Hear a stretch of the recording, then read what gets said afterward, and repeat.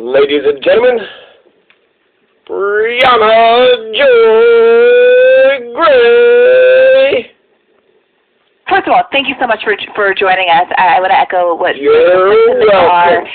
Your voice is so incredibly meaningful and persuasive as someone who is deeply respected, obviously, for both your scholarship and kind of your political opinions over the course of time. And so it made big news, understandably, a few months ago when you came out very strongly advocating for leftists who at the time were, many of whom were very frustrated by the way the primary season ended, to pledge their votes to Joe Biden. What? To vote for Joe Biden. Oh, I didn't say that. Okay, can you clarify the So grumpy old man Noam Chomsky was like, "What? Did you just say I told people to vote for Joe? I never told anyone to vote for Joe Biden. All I said was vote against Trump, and by happenstance, that means you need to go vote for Joe Biden." And what is your position? 1,000 times, as loud as possible, you should vote. Damn it, Briahna. He said it 1,000 times, as loud as he could possibly say it. The very first question. Against Trump. Now, it happens that there's a technical fact which says when you want to vote against Trump, you have to push a lever for Biden. But the left doesn't get involved in these games.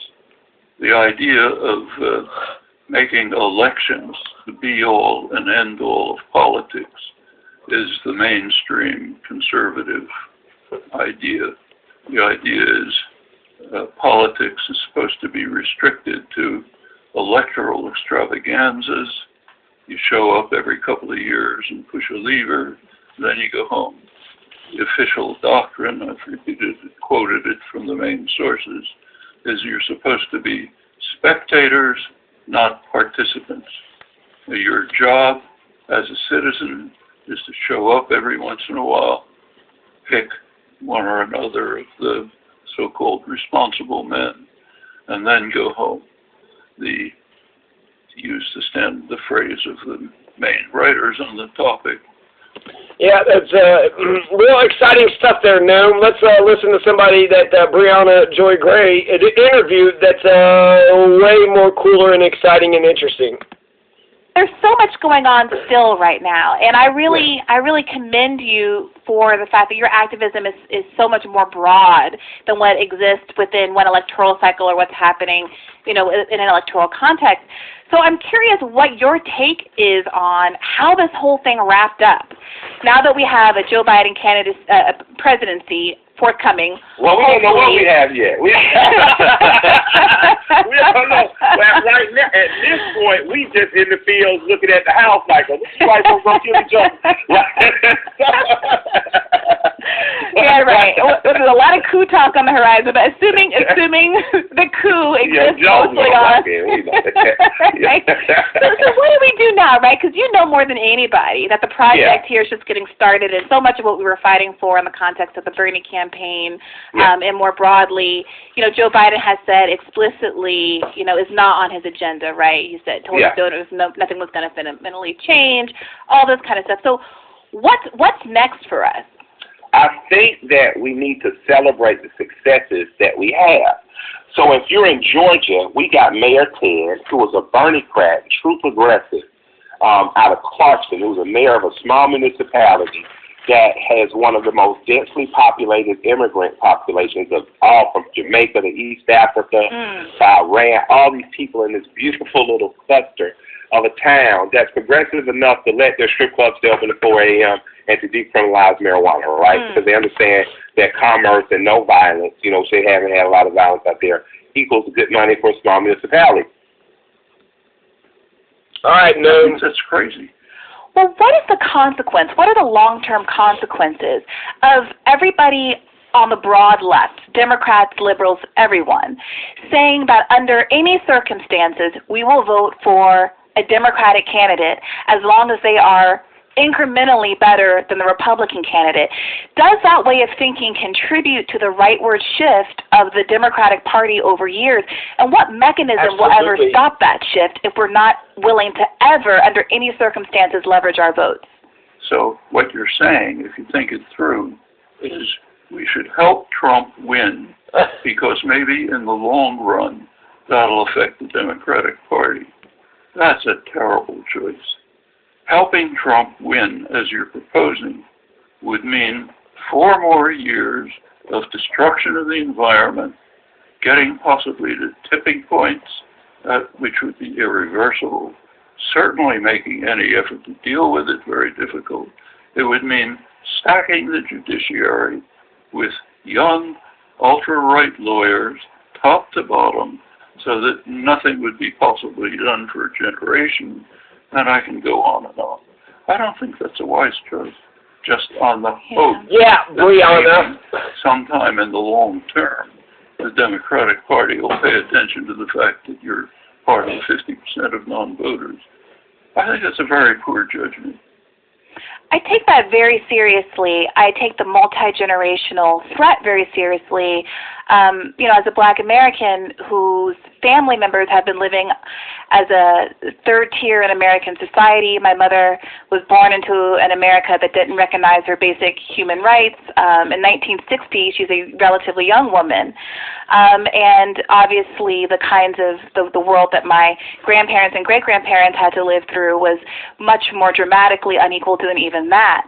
And so what concerns me is the way in which the vote blue no matter who mindset basically privileges more recent concerns that are equally grave as more long-standing concerns that are built in the status quo, and says we have to vote for X candidate to prevent X ill from happening.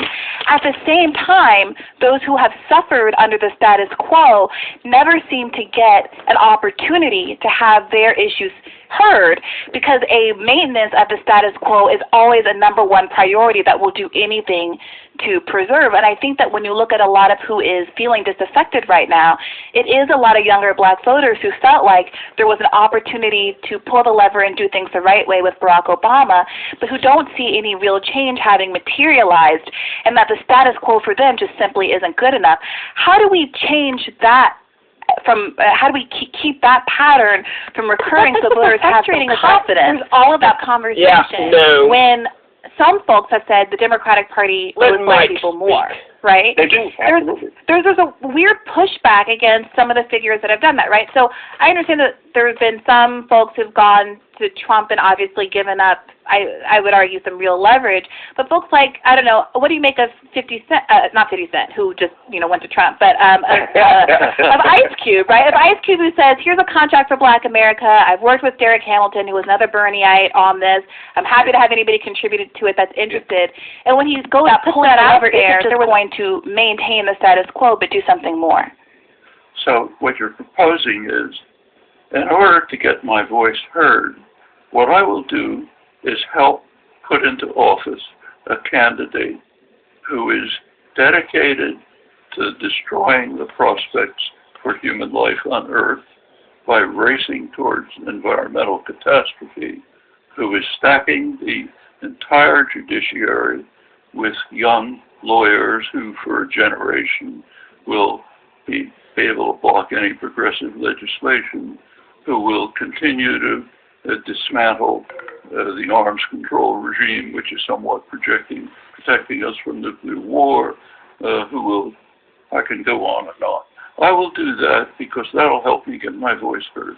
No, I'm sorry. Professor, I wouldn't argue that I am helping Trump. I would argue that if the Democratic Party, if Joe Biden as a candidate were unwilling to concede these very common sense concessions that would help him in electoral context and would also be the right thing to do, that it is he who would be enabling Trump, and that framing the onus as decidedly on the voter instead of the politician who's in a position of power to actually affect the outcome is wrongly doing a kind of voter shaming. thought about when I went back into the real world how many people are not going to talk to each other after this election, not going to like each other, say they don't love each other. I thought that was my friend. They're not truly a progressive. They're not a conservative. But the people that keep you separated can converse together, can go to dinner together, can join the same frat. It matters with James Carville, who was a devout liberal, and his wife was a devout conservative. They can love each other, make love, and be married for years. So you mean to tell me? Yeah. You mean to tell me because you black and Ice Cube chose to meet with someone else because the other person he wanted to meet with didn't want to meet with him so after a bigger meeting was over? I can't cut my people off like that. I don't know. Right. You know, we had him on the show, and I think we had a really great conversation with Derek Hamilton. You know, what was part of what's so frustrating is I think I'm completely in agreement with you on that.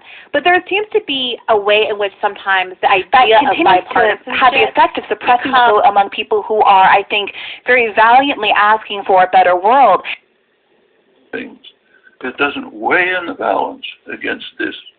On the other things in which he's bad, Trump is also worse.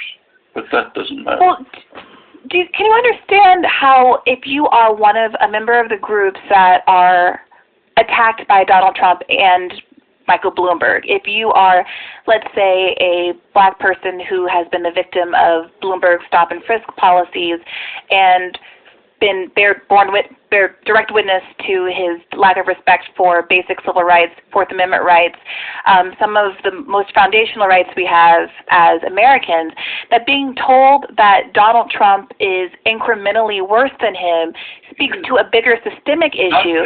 Not mentally, vastly worse. Well, if we're talking about something like stop and frisk, it's a real potato situation with the two of them, given exactly how oppressive Bloomberg's reign in New York City was. So if you take an issue like that, and I would argue that I'm not talking about voting. This voting aside, what confidence should we have that Joe Biden can be pushed if in the midst of all of this enormous pressure he's under, at the same time he is electorally vulnerable? Overthrow capitalist institutions. Becomes a cover for what really isn't two separate sides coming together to work out a deal that's mutually beneficial to the people, but it's one side, a kind of corporate side, that's like doing arguing with the older generation and get to plot and plan and strategize and organize and mobilize. Or are we going to say, is withholding? Let's quit. I prefer the first. You're calling for the second. I want to really drill down on this and be really clear, because a lot of the people, let's say for the sake of this argument, not needing to disclose anybody's voting choices here, that we're all going to vote for Joe Biden against Donald Trump. But there are many people for whom this argument is not persuasive because it feels to them like they are being shamed. Oh, the environment is going to be ruined if we don't vote for Biden, and you have to care about these things. If you don't care about things, it's deeply irresponsible, et cetera. And I take that argument. But the reality is that for millions of Americans who feel their existential experience is that they are already living on the edge, that they have been lied to and misled by so many politicians for so long, and their own personal material conditions are so bad that they are basically saying, throw me a lifeline, throw me the bare minimum, and I will vote for you, and it will enable you to do everything you want in terms of environmental reform. All you have to do is throw me the tiniest of bones. My life is on the line. All I need you to do is save my life, and I will vote for you. And the Democratic Party and Joe Biden is saying, no, you have to vote for me because of the environment. I reject your individual material personal concerns. I don't see how you can tell someone like that even if there are these bigger concerns that they should abstractly be invested in, that they should put those things before their immediate material circumstances, even if, of course, poor, working class, people of color, et cetera, are disproportionately affected by the climate crisis. So as a strategic question, why is it that Joe Biden and Democrats more broadly are rejecting the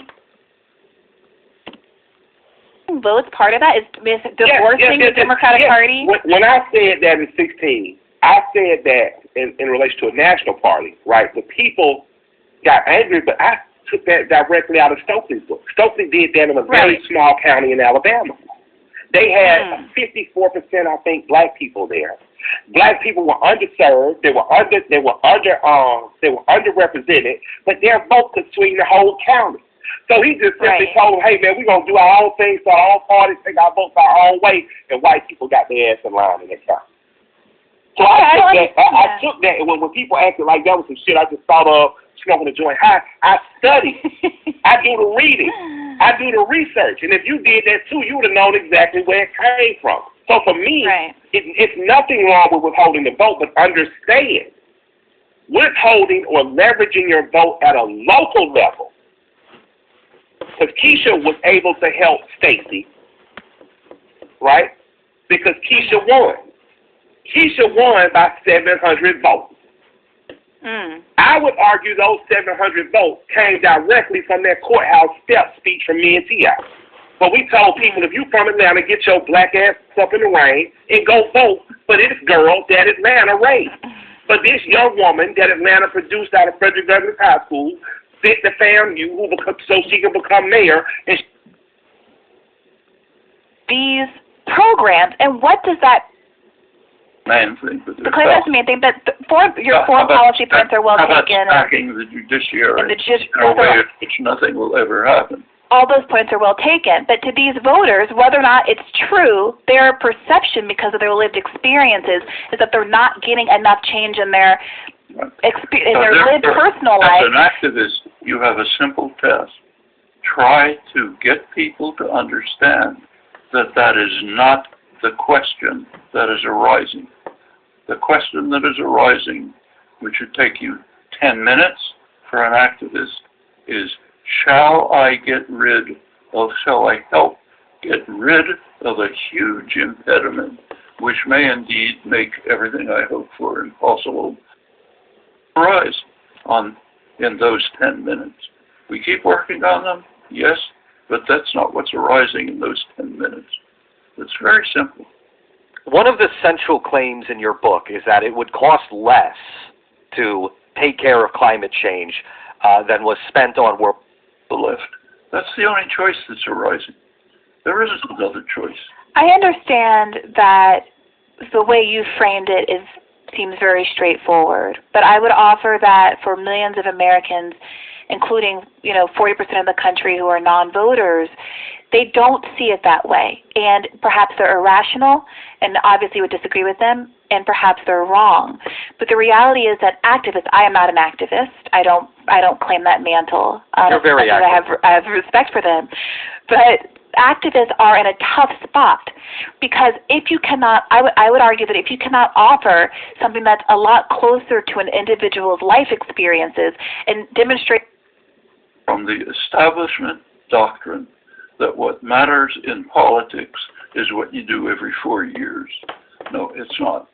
What matters in politics is the constant activism that changes things, that changes consciousness, that led to the change of consciousness that permitted the Black Lives Matter protests after Floyd. A lot of work went into that. That's politics. Now we have a simple question. Do you want your grandchildren to survive? I think the people you're talking to say, yes, I want my grandchildren to survive. So many people's grandchildren are already not surviving. Yes. That's the issue. You want to ensure that they'll live underwater or have a chance to survive. So many people aren't thinking about living underwater because they're incarcerated or they're unhomed. Then as an activist, your goal is to get them to think about it, because that is what is at stake.